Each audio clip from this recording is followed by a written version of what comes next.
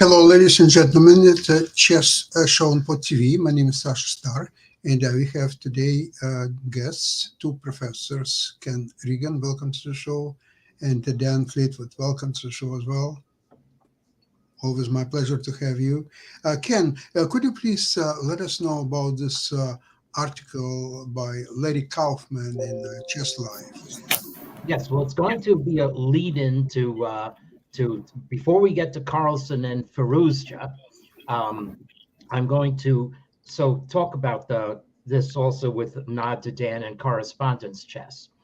So Larry Kaufman goes over modern neural engines and how they are much more accurate in their evaluations, which is something I have yet to see whether they're more human predictable, but basically makes the point that nowadays, if your opening choice as black gives you a disadvantage of more than half a pawn, and especially if it's like 7/10 of a pawn, you may be objectively losing.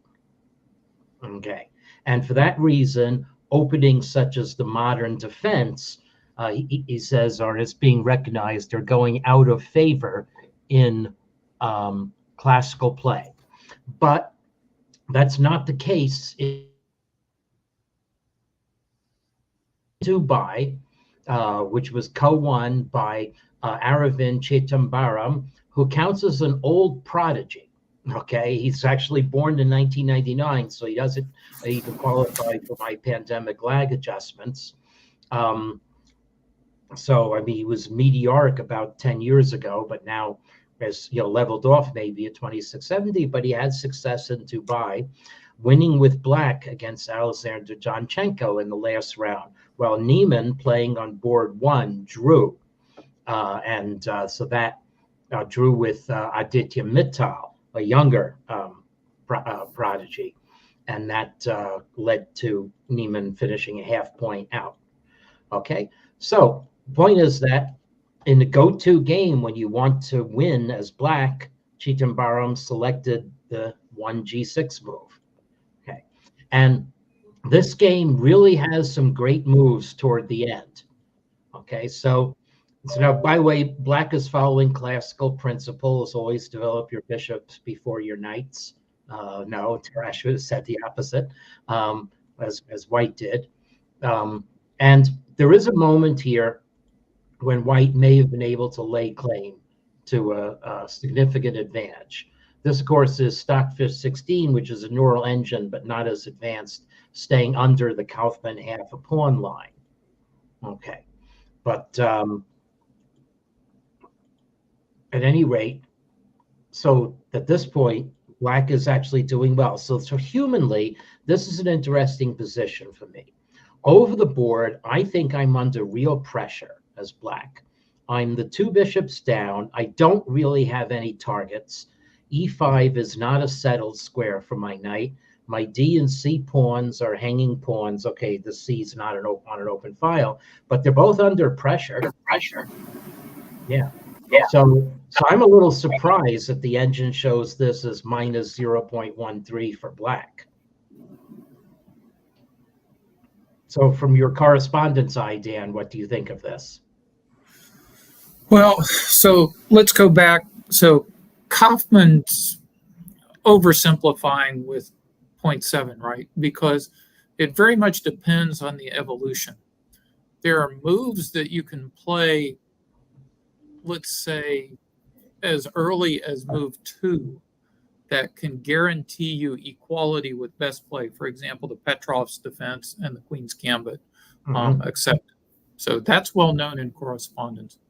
There are also lines in correspondence that are well known where the engine will show a significant advantage for white for 5 to 15 moves, and then it's known that the engine evaluation will decay with best play. And so examples of this are the Sveshnikov variation of the Sicilian, in which there are lines where engines can get up above a pawn advantage because of the absolute bind that white gets on d5. But as it turns out, the dynamic activity for black's pieces, um, equalizes in all known lines. There are also lines of the King's Indian that are lost for black with best play, but there are some lines with evaluations initially 0.6, 0.7 or so where black can actually hold.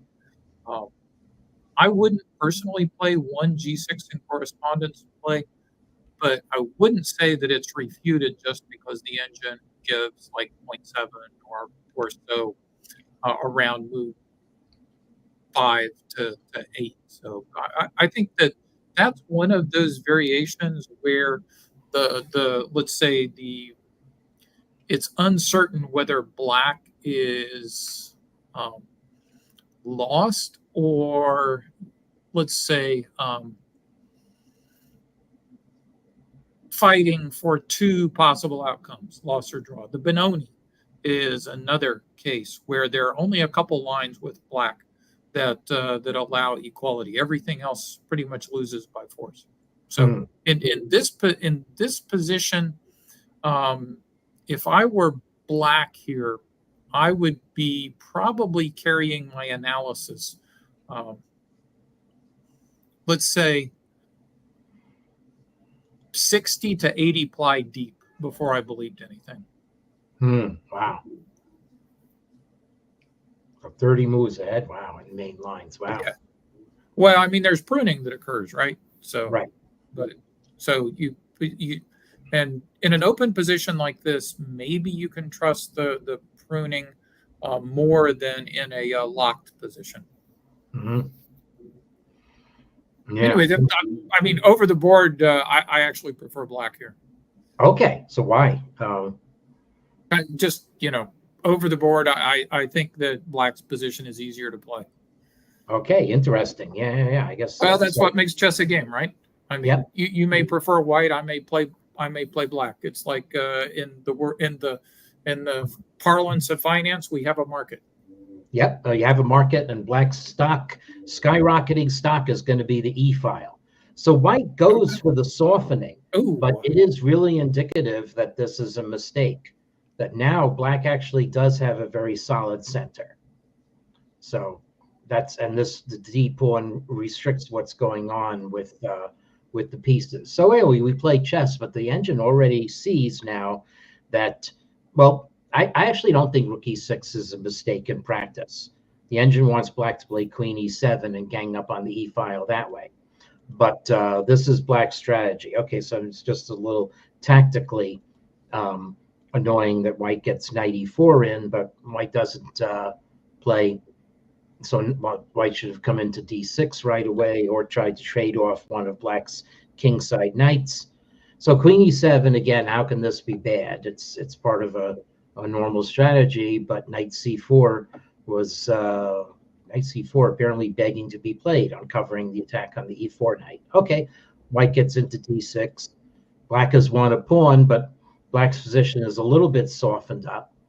Well, so now let's just play forward in the game. Black certainly has a dynamic position with winning chances. And this wonderful attack on the e file. How are we going to get rid of white's bishop on e3, though, as a blocker? Okay, well, we just move around. Then white helps you by playing queen f4, which I don't know why black plays the rook back. I don't know why that's not marked question mark, since white can go queen f4 again. It does. Okay, so anyway, a5. Okay, so d4 is a brilliant move marked as question mark, but this is part of the strategy. Okay, so white should just chop the pawn and allow knight f3, and maybe black has miscalculated, or maybe black gets, I don't know, black gets, I don't know what's going on. Maybe it's a very messy position. Okay, anyway, so white played queen g3, and now black plays d3. White reacts wrongly. Now, it's possible the players were already in time pressure, and Dubai did not have a lump sum at turn 40. So it is quite possible that the game was Allegro at this point, and I should actually be able to look it up in the clock times. But I don't want to, but black plays 3 beautiful moves. Here is one of them. Okay, so rook down because we are going to crash through with our passed pawn. Okay, so if white captures it, then black captures, and after bishop e1, just goes rook d1, and that's completely paralyzing for white. And bishop c3 eventually is going to decide this after the right preparation. So so rook e2, first brilliant move. Next brilliant move, ignoring your queen. Well, you make a new queen on c1, so maybe not that brilliant. But the really nice move is this one. Okay, now we are temporarily sacrificing the queen. Okay, but the game's also about to end. So if white captures the queen, then black just calmly takes this, and there's nothing white can do to prevent coronation on d1. And black will be a rook ahead about. So white thrashed around this way, but dropped a piece, and now other stuff is dropping off. And once black gets out of checks, the game is over. So one interesting game played there. Well, actually, clock times were showing on the board itself, so they were fairly. Yeah, they were definitely in time pressure there. I mean, I've mentioned before that I grew up in chess playing the dragon, and so positions like this, just if white screws up, this is what happens. Mm-hmm. Yeah. So now we'll move on to the Warsaw Super Bet Rapid and Blitz, where Magnus Carlsen put on a historic power show that has to be equated with something like Bobby Fischer's streak. Between rounds 8 and 16, so 2 rounds from the previous day and 7 rounds on the final day, he defeated each of his 9 opponents once, and he topped it off by beating his presumed challenger once removed, Gukesh Domoraju. Okay, rival, a young kid. Carlsen recently said, "I want to beat the young kids while I still can." And well, there were some young kids in this field, and Carlsen beat every single one of them. Keimer and Wei Yi, and who got off to a great start on the Rapid. Norbek Abdusadarov. Okay, previous round, Prague. Beat Prague, so he's really holding off against the young generation. Kirill Shevchenko and Arjun Erigaisi, who's another player who's set to be in the catbird seat. And then Anish Giri, another old prodigy, so to speak. I'm sure he would laugh at that characterization. So that was his fantastic streak. But let's see what he did to Gukesh Domoraju. And what he did, well, this is more common and rapid, I guess you would say, is the G6 move again. Mm-hmm. So Carlsen is very, very adept at playing this way. So this time black does not play with the bishops first. Black follows Tarrasch and plays with the knights first, but doesn't follow Tarrasch and expands on the queen's wing instead of the center. But players are playing with their H pawns, and white does have. So in this position, as white, I like to play G4 before I play H4, because in the position that we're now seeing, black actually has a favorable version of something that looks like a Soltis variation of the dragon. So it's going to have active play, and white's counterplay is going to be quite limited. Yeah. That's true, despite the fact that white has what looks like a nice central buildup. So white plays knight h3, and this is an interesting decision. It does accelerate black's queenside play to give up the bishop. And I'm not exactly sure why white captures with the pawn, not the rook. The engine is indifferent between the 2 moves. But okay, here we go. Capture with the pawn. Now we've got the possibility of f4, f5, and that in fact happens in the game. So Now Carlsen. Now, okay. So this is the one place where. So the other thing about this game is this is how Carlsen is able to survive bombardment. So Gukesh comes through with a bomb. Oh, he sacks it. Okay, cool. He sacks it, and if you take it, it's mate. So yeah, I mean, it's is it actually force mate? It's just king 6 and f5, and we are crashing through with bishop g5 check. So yeah, in blitz, I guess you just sack it and assume that there's something there. yeah.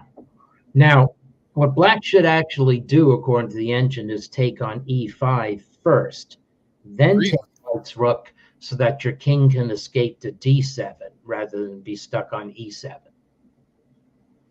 So this is actually considered a mistake, but white still has to come up with moves. And this is a juncture that I prepared to show. It's not so obvious maybe that white should take black's knight. And the funny thing is that the alternative move is, despite the fact that it looks attractive, is actually sending this back to a loss. So the tactical point here. So I guess I automatically take the knight. So why do you think that taking the knight isn't? The reason I automatically take the knight is I get this position a lot. And anytime I've got a queen on d2, a bishop on e3, and I've got a chance to take a black knight on c4 with the white square bishop, I do it because I always think that well, I guess it's because of the rook on g6 that you wouldn't do that. Yeah, that's what it says. Black would capture the rook, and white would have to expend the tempo going back. But well, no, that's why my rating isn't as high as it should be. Yeah, but here's the thing: white may have gotten distracted. It's that tactical little thing, but here the intuition turns out to be right. No. Yes. No, the funny thing is white may have been expecting black to take on e3. And then we get this brilliant little variation that first of all looks like checkmate, but it's not. Okay, so is this checkmate? Mate. Nope, not mate. But okay, certainly is Pac-Man. So I'll eat your rook, you eat my rook. And white may have evaluated this as being good, but partly because black can do this, it's actually draw at best for white. So anyway, so the game could have fizzled this way. So, however, Carlsen played a better move. Carlsen captured on e5, okay, and now white had to go back and huddle up and defend the pieces that were on prise, which black took. But now white no longer has any attack unless f5 could reignite it, and white is playing backgammon with the pawns. So Carlsen just munches and plays strong moves, and now white very clearly doesn't have any attack, and it's probably not necessary to say anything more about this game. This is Carlsen simply outfoxed Gukesh Dommaraju. Eat more pawns, attack with more pawns. Going to, and Gukesh gave up. Okay, so Carlsen on the King of the Hill won his 7th straight tournament, but he was already playing in his 8th straight tournament, moonlighting, so to speak. In the I guess there were a lot of complaints that those two tournaments were stacked on top of each other. I think so, and I think there were a couple of forfeits in the maybe Dubai, with someone playing in Dubai in the play-in part of the tournament, I think too. But yeah, there were. Of course, the difference in time zones allowed for it. I think Rex Zingfield addressed this, and he mentioned that it would be part of the agreement in the future that players who are playing in Grand Chess Tour will not be able simultaneously play in any other tournament. Yeah. We'll see. So yeah, I don't know if it had any adverse effect on the quality of either, but so I a think little bit. I think, Ken, it's not the quality, first of all. I think it's a devaluation of the game. Yeah. That if you can play in two tournaments, why not in three tournaments at the same time? And it will become just, like a cafe style chess Yeah. eventually. I think it's And very maybe it's different if you play Title Tuesday on a rest day in the candidates, it's a rest day. But when it's a game day, yeah. in any event, Yeah, I mean, that seems to me to be quite a debatable point. So, and I guess that's why there was a lot of discussion about yeah. So I don't take part necessarily in those discussions, but sometimes my measurements might be cited. Um, so anyway, the CCT Champions Chess Tour event was played online with the structure of a play-in, followed by a double elimination with separate divisions. Also, I gotta say that I tried 3 or 4 times to understand what was going on there, and I failed. yeah. I just Mark Crowther keeps them separate, but I just lump everything together. But Yeah. for the end game, we can say what happened. So Firouzja lost early on, got knocked down to the losers bracket, which he won. And so that meant, but whereas Carlsen won the original Division One final. Okay, so what that meant was that Firouzja had to defeat Carlsen twice. So Firouzja got a chance to take on Carlsen as the losers bracket against the winner, but a victory over Carlsen merely knocked Carlsen also down to the losers bracket. And then they played for the championship of the losers bracket, which was the championship of the whole thing. So this was the opportunity that Magnus, who at this point was leading the match 2-1, all he needed was a draw to win the first round, and he would have been the completely undefeated champion, in the winner's bracket, defeating the loser's challenger. And Carlsen had a chance to win this game, although for most of the game it was in the hands of Firouzja. So this is a fateful moment when Carlsen made one move mistake and realized it, and visibly reacted. So certainly they care about these games, and this would have been an 8th tournament win in a row. Okay, so anyway, fairly normal, respectable Slav with white preserving the dark squared bishop and building up slowly in the center. But maybe not. Maybe Firouzja here goes a little bit too fast in the center. So this, however, though, okay. So I mean, this is rapid, very fast, rapid chess. 10-minute initial sum with 2-second increment. So quasi blitz downs you by about 375 ELO according to my calculations. And this move does give white too much of initiative in the center.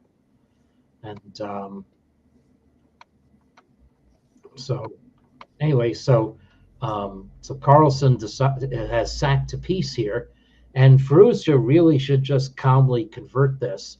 But already, actually, Firouzja's in fact, the pass move was wrong. Yeah, so Firouzja should capture white's other knight in order to avoid the bishop on d4 being pinned. After this move, now white really cannot avoid returning a piece, because between the d file and the e file, bad things are going to happen. Okay, so maybe white's best move to preserve, to at least keep material together, is to is to play this, but black is keeping up an attack in this position. So the engine wants to shed material with b4. But anyway, so the other thing white could have done was just castle, and that's what white did. But now you're giving back the d4 bishop eventually. So here we go, back to the d4 bishop, but white still has a pawn advantage in this endgame. Okay, so and in fact, Carlsen's play might not have been most exact here. But okay, so we're going to play this endgame.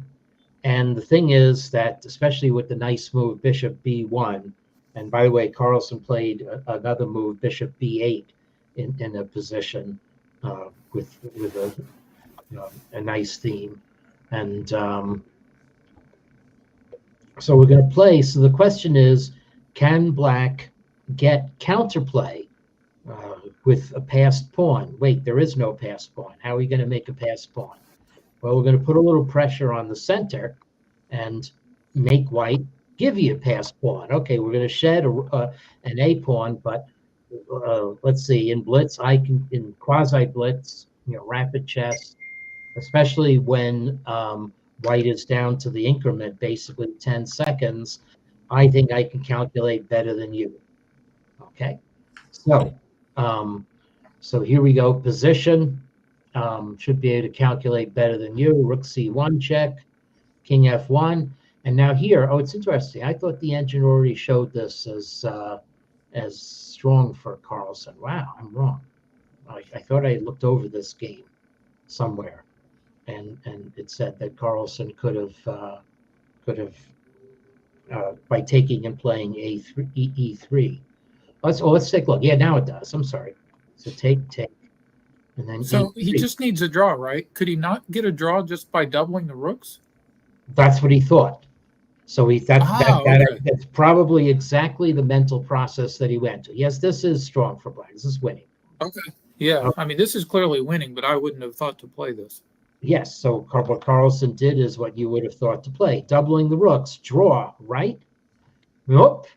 Oh, didn't see the rook coming from the side. This is the moment when Carlsen reacted. And this is now Firouzja takes over. Yeah, that's that sugar moment. Right. So now you get e3, but this doesn't work as well with white having an extra pair of rooks on the board. That Carlsen tries to get rid of the rook. So obviously you just have to bang, bang, calculate this. But you have to waste the tempo playing rook d2. In fact, the rook d2 so conspicuously doesn't work. White's just going to play king f2. It's ridiculous. It's nonsense. So that's the problem. Black's main strategy is just nonsense. So Carlsen tried to get rid of a pair of rooks, but that's several temping down over what he could have had.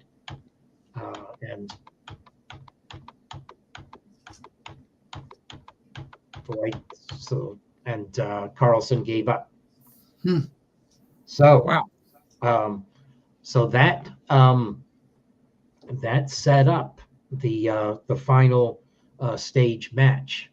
Okay, well, actually, what it set up was an Armageddon game, which Firouzja duly won. So this is the Armageddon game, and Firouzja's. So Ken, if you scroll back up, doesn't it give the wrong result on that? Oh no, you have to look at the color of the clock, the black here. It's a little bit. Oh gosh, yeah, it's because the board is strange. Oh wow. Okay. Yeah. They keep Magnus Carlsen. That fooled me. I thought that's like, what the heck? Yeah. Okay, got it. Yes. It's a little tricky. So this game actually, was this an eventful game? It actually wasn't. I think something went bad for white early on. Yes, here it is. So I don't know what white was trying to do, but. No, I'll play through the game. This is Armageddon. So this is Carlsen as white needing to win in order to win the first go round.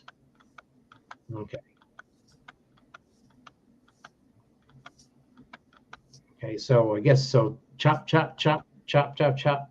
But black is up at exchange here. So So white is a pawn for it, but what is white really doing? So black's king can't be mated. So maybe here white had a chance. No, it's just equal.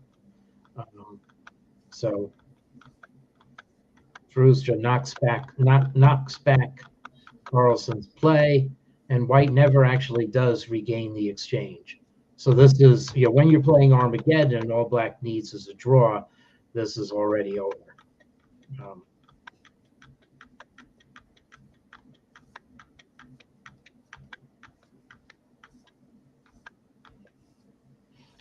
These question mark moves merely create different flavor of draw. This is really hopeless for white. I don't think white has enough compensation here. Oh, maybe he does. I know black was preserving a pawn. Okay, this should be drawn, but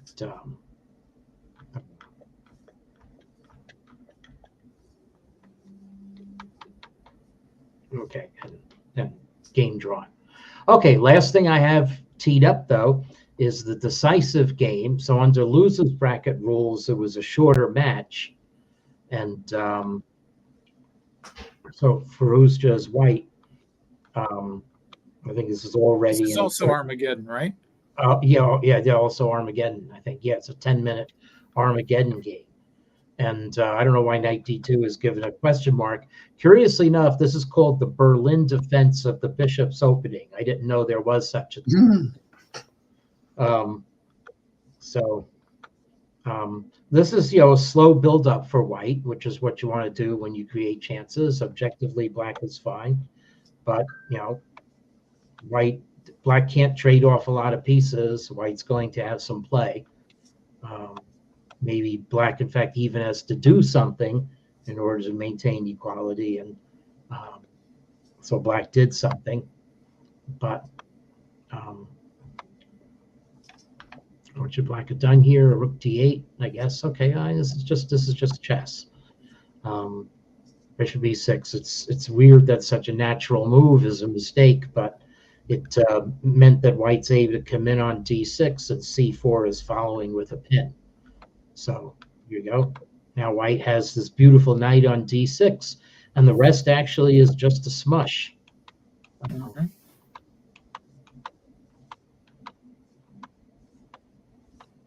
Two knights against two bishops, but look at those beautiful knights. So it turns out we only need the two knights. So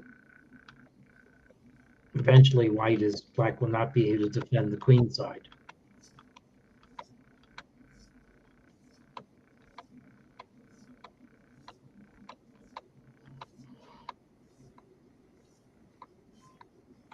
And that's it. Firouzja won. Yep. The power of the bishop's opening. Yeah, that's right.